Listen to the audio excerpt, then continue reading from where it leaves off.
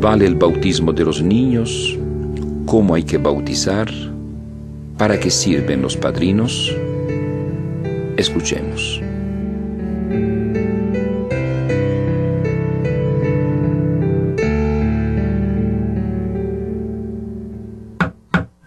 ¿Quién? Yo, el señor Clemente. Un momento, por favor. Señor Clemente, qué gusto de verlo. Comadrita, tanto tiempo sin vernos. ¿Cómo están? Bien, pásele, por favor. Gracias.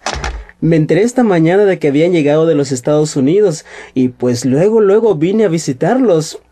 Pues claro, pues extrañaba ya a mis queridos compadres. Y claro, a mi ahijado Juanito. Tengo tantas ganas de verlo. A propósito, ¿dónde están? Al centro, su padre salió a arreglar un asunto y se lo llevó con él. Oh, qué lástima. Pero no han de tardar, ¿verdad? No sé, pero... Señor Clemente, quiero hablarle de un asunto muy delicado. No sé cómo empezar. ¿Señor Clemente? Oiga, ¿por qué no me dice compadre como antes? ¿Qué sucede? Bueno, ese es precisamente el asunto. Sucede que en los Estados Unidos tuvimos la oportunidad de estudiar la Biblia y descubrimos que el bautismo de Juanito no vale. Y me duele decirlo, pero si el bautismo de Juanito no vale, nosotros no somos compadres. Pero, comadrita, ¿qué cosas está diciendo usted? ¿Cómo que no vale el bautismo de Juanito? Si lo bautizó el mismísimo Padre Próspero. Si precisamente los sacerdotes son los que engañan a la gente, haciendo creer que se pueden bautizar a los niños, cuando la Biblia nos dice todo lo contrario. ¿Pero cómo? Claro. Mire, aquí tengo la Biblia y le voy a enseñar. La Biblia dice que para bautizarse primero hay que creer. Marcos capítulo 16, versículo 16. El que crea y se bautice se salvará, pero el que no crea se condenará. ¿Lo ve, señor Clemente? El que crea y se bautice. Primero creer y luego bautizarse. Esto significa que primero tiene que recibir la enseñanza. A ver, dígame, señor Clemente. Sí. ¿Se acuerda usted cuándo lo bautizaron? ¿Le enseñaron antes la palabra de Dios para poder creer? No, pues la verdad no, pues era muy chico. Ok, entonces su bautismo no valió, porque usted todavía no se daba cuenta. Pero, comadrita, no basta leer un solo texto bíblico para decir que no vale el bautismo de los niños. Tengo otra cita bíblica. Hechos capítulo 2, versículo 38. Conviértanse y háganse bautizar cada uno de ustedes en el nombre de Jesucristo, para que sus pecados sean perdonados. ¿Lo ve usted? Conviértanse. ¿Cómo se va a convertir un niño si aún no tiene uso de razón? Y luego dice, háganse bautizar. Un niño no se hace bautizar. Lo llevan a bautizar, que no es lo mismo. Oh, qué caray. Bueno, pero ¿tiene otras citas bíblicas? Con esto es más que suficiente para entender que, según la Biblia, no se deben bautizar a los niños. Pero, comadrita, esas dos citas bíblicas no bastan. Para entender bien este tema, hay que leer todos los pasajes bíblicos que hablan del bautismo. Por ejemplo, Mateo capítulo 28, versículo 19. Dice, vayan y hagan que todos los pueblos sean mis discípulos. Bautícenlos en el nombre del Padre, y del Hijo, y del Espíritu Santo, y enséñenles a cumplir todo lo que yo les he encomendado. ¿Lo ve, comadre? Aquí dice, bautícenlos y enséñenles. Primero el bautismo y luego la enseñanza. O sea que, según San Mateo, no hace falta creer para poder recibir el bautismo. Es totalmente lo contrario de lo que usted me está diciendo. Pero es que la Biblia no se puede contradecir. Claro que no, comadre. El problema está en que algunos se meten a interpretar la Biblia, pues, sin conocer bien, sin los conocimientos suficientes, o también con mala fe, y enredan todo. Ahora le voy a explicar por qué a simple vista hay contradicción entre el Evangelio de Marcos que usted leyó y el Evangelio de San Mateo que le acabo de leer yo. San Marcos dice que para bautizarse primero hay que creer. ¿Por qué? Porque presenta la primera etapa del cristianismo, cuando se estaba empezando. Y lógicamente se tenía que empezar por los adultos. Un ejemplo. Supongamos que usted llega a un pueblo totalmente pagano. Ajá. O sea, un pueblo que no conozca a Dios porque pues nadie les ha predicado. ¿A quiénes predicaría usted? ¿A los niños o a los adultos? Pues a los adultos. Exactamente, a los adultos, ¿verdad? Y le pregunto, ¿bautizaría usted a alguien que no cree?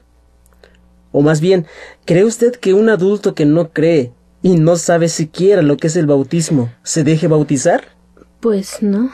Pues claro que no. Es el caso que presenta San Marcos, la primera predicación dirigida a los adultos, paganos, claro.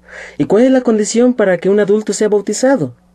Pues que crea en el Evangelio, que se convierta y que él mismo pida el bautismo.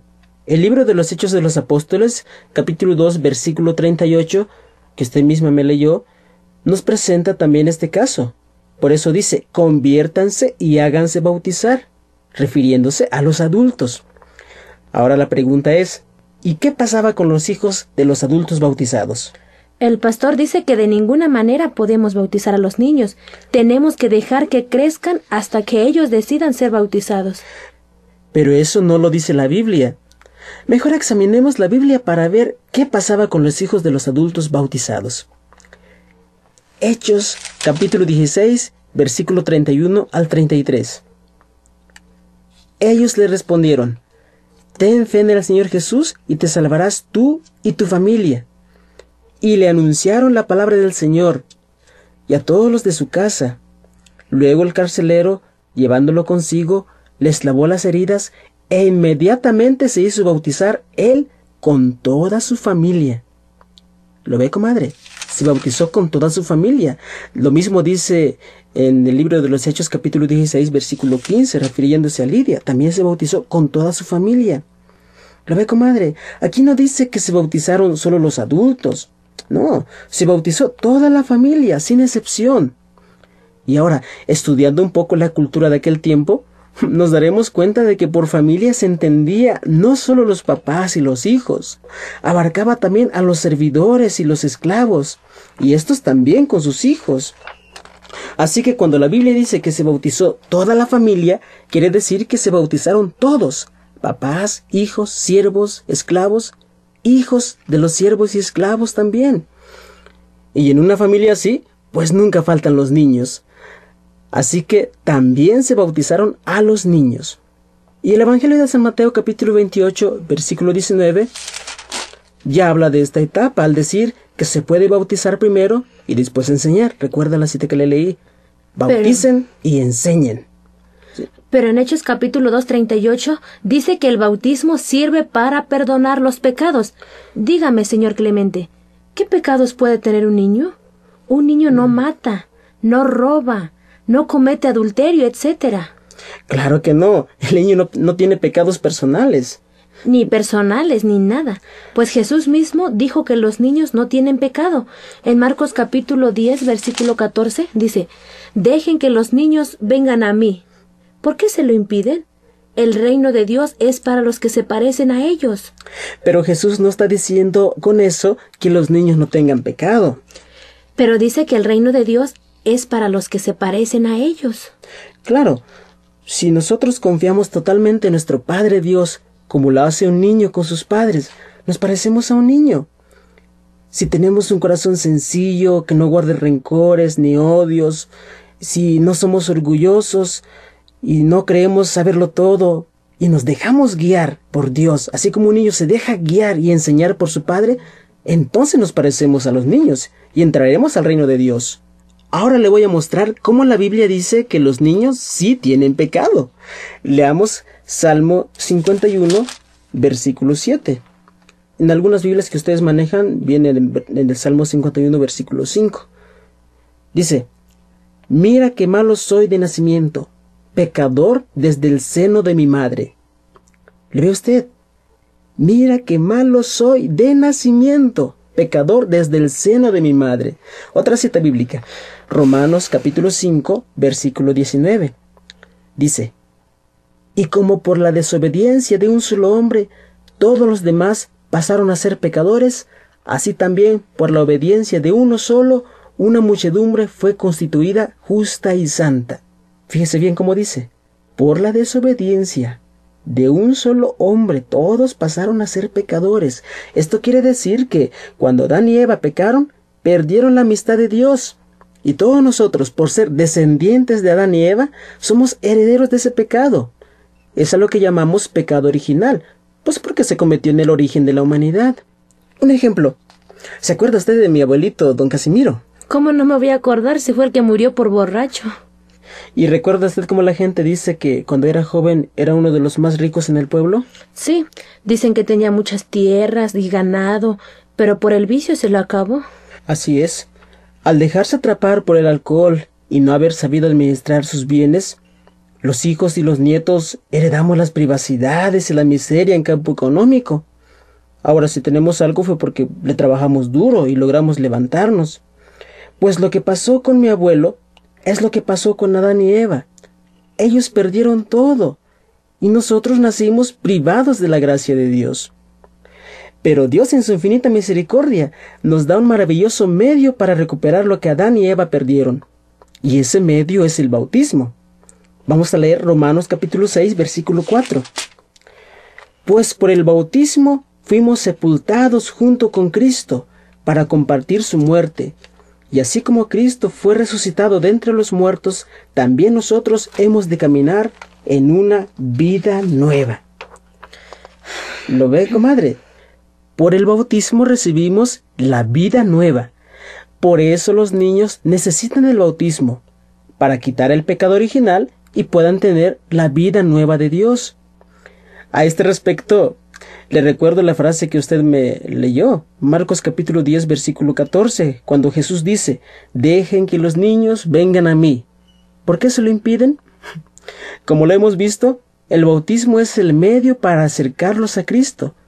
¿Por qué vamos a impedírselo entonces? Pero además la Biblia dice que no hay que tener ídolos. Y en la Iglesia Católica se adoran las imágenes. Momento, comadrita, momento. Primero vamos a terminar con el tema del bautismo y luego seguimos con otro tema. Ok, I'm sorry.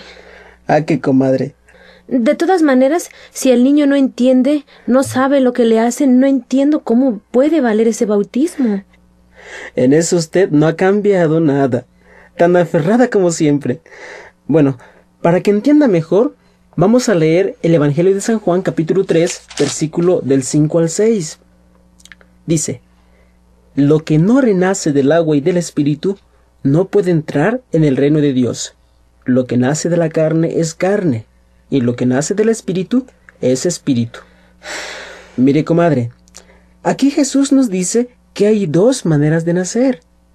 Una mediante la carne y otra mediante el Espíritu. Mediante la carne nacemos en una familia, en un pueblo, en un país. Le pregunto, ¿y cómo alguien puede pertenecer plenamente a un pueblo con derechos y obligaciones? Por ejemplo, para que Juanito pueda entrar a la escuela, ¿qué se le pide?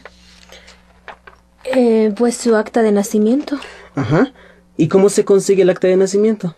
El de Juanito nos lo dieron cuando lo fuimos a registrar. Exactamente. Con el registro civil, Juanito es mexicano, con derechos y obligaciones. Pero, según recuerdo, a Juanito lo registraron a los 2 meses de edad. Él no pidió ser registrado. Y tampoco pidió ser mexicano, porque no tenía uso de razón. ¿Acaso solo por eso su registro no vale? ¿O no vale el nombre que le pusieron? Pues... Ay, claro que vale. Ahora vamos a ver cómo se nace mediante el Espíritu. Recordemos lo que dice el Evangelio de San Juan capítulo 3, versículos 5 al 6. Lo que no renace del agua y del Espíritu no puede entrar en el reino de los cielos. Jesús lo dice muy claro, hay que renacer del agua y del Espíritu. Esto significa que renacemos en el Espíritu a través del bautismo. Y fíjese que aquí no dice a qué edad, habla en forma general. Y al nacer, mediante el Espíritu, también entramos a formar parte de un pueblo, el pueblo de Dios, que es la Iglesia. Y dígame, ¿en un pueblo hay solamente adultos o también hay niños? Pues hay de todo. Exactamente, lo mismo en el pueblo de Dios, hay niños y hay adultos. Recordemos un poco el Antiguo Testamento. ¿Cómo un niño entraba a formar parte del pueblo de Dios en el Antiguo Testamento? Pues en este momento no me acuerdo. ¿No se acuerda? No. Mediante la circuncisión. Vamos a ver lo que dice el Génesis capítulo 17, versículo 12. Dice, ustedes harán circuncidar a todos los varones a la edad de 8 días. ¿Lo ve, comadre? La circuncisión a los 8 días. Y con esto los niños ya pertenecían plenamente al pueblo de Dios. Y no les preguntaban si querían ser israelitas o no. Lo mismo le hicieron a Jesús. El Evangelio de San Lucas, capítulo 2, versículo 21, dice, al 8º día circuncidaron al niño según la ley y le pusieron el nombre de Jesús. ¿Lo ve, comadre? Con esto vemos que lo que se hace a un niño sí vale. Valen las vacunas que se le ponen, el alimento que se le da, el registro civil y el bautismo. Don Clemente, es muy convincente lo que dice, pero hay algo más. Si de veras es bueno el bautismo de los niños, entonces, ¿por qué Jesús nos da el ejemplo bautizándose él mismo a los 30 años y en un río? Oiga, ¿y a poco usted siguió el ejemplo de Jesús? Pues, ¿Se bautizó a los 30 años? Pues, mire... Pero si antes de irse a los Estados Unidos le festejamos sus 34 años. Bueno, es que antes no conocí la palabra de Dios. Pues ella no cumplió, porque se bautizó después de los 34. Bueno, pero sí me bauticé en el río. Hasta tengo una foto donde me bautizaron. Mire, aquí está. A ver.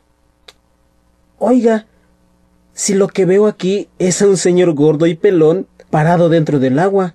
Ah, ese es el pastor que me bautizó. Yo estoy dentro del agua. Ah, bueno. Oiga, ¿y qué hizo después del bautismo? Fuimos al templo a dar gracias al Señor y después fuimos a comer. Pero, ¿no me dijo que ustedes siguen el ejemplo de Jesús? Eso no fue lo que Jesús hizo después del bautismo.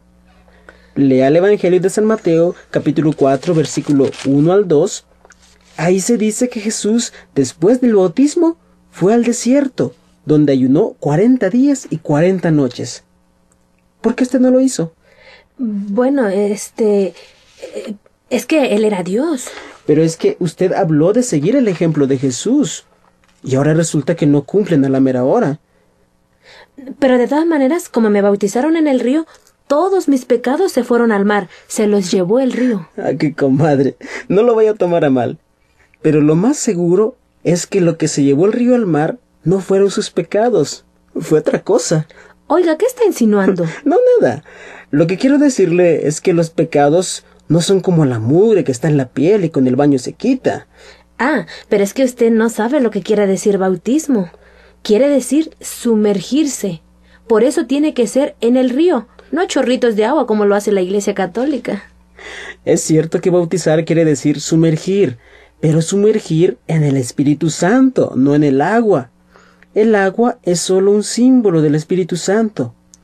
El que lava y purifica de los pecados no es el agua, es el Espíritu Santo. Veamos cómo la Biblia nos dice que el verdadero bautismo es en el Espíritu Santo. Marcos capítulo 1, versículo 8. Pues yo los bauticé con agua, pero Él los bautizará en el Espíritu Santo. ¿Lo ve, comadre?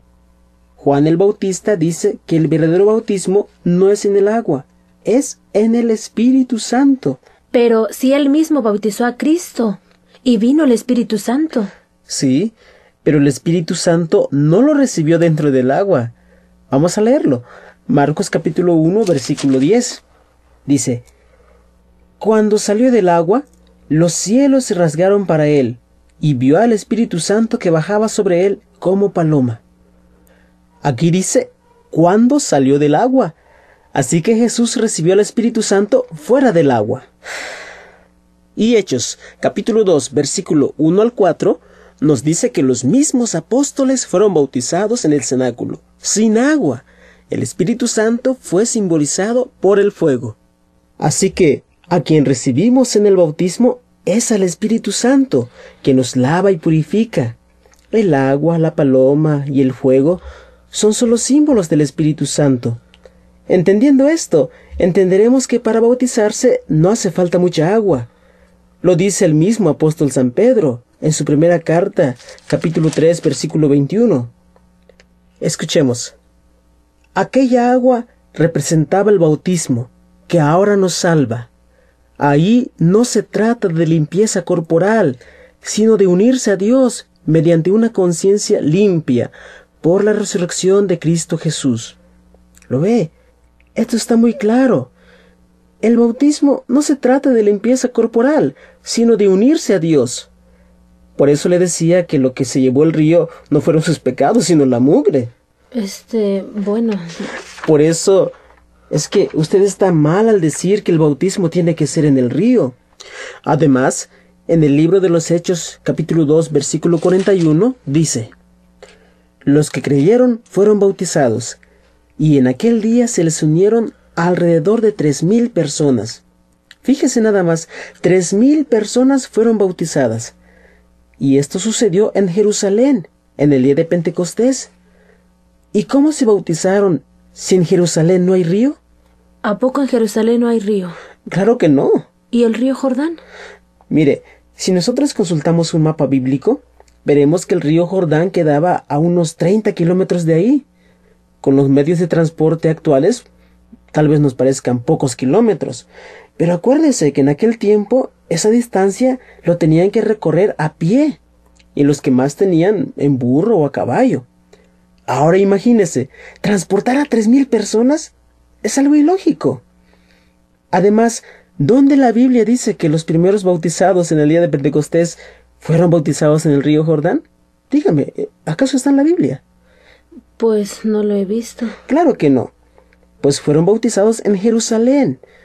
Y la Biblia no dice cómo fueron bautizados, pero lo que es seguro es que no fueron bautizados en el río, pues no había. Y como hay muchos otros casos en la Biblia, en donde se ve que se realizó el bautismo sin río. Mire, está bien todo esto, pero ¿dónde la Biblia habla de padrinos? ¿Qué significa padrino? Eso es muy sencillo. Padrino quiere decir segundo padre. Los padrinos se toman el compromiso de ayudar a los papás en la educación cristiana de sus hijos. Si faltan o fallan los padres, interviene el padrino. Pero esto no está en la Biblia. Mire, comadre, entendamos bien esto. Jesús ordenó bautizar en el nombre del Padre y del Hijo y del Espíritu Santo, pero no dijo cómo tendría que ser el bautismo.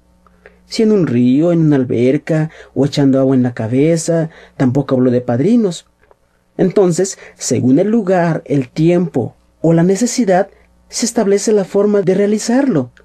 Respecto a los padrinos, dígame, ¿qué hay de malo en esto?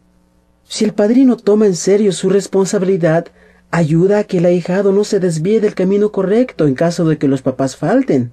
¿Y compadre qué quiere decir? Significa lo mismo. Quiere decir que comparten la responsabilidad de padres en la educación cristiana del bautizado. Oiga,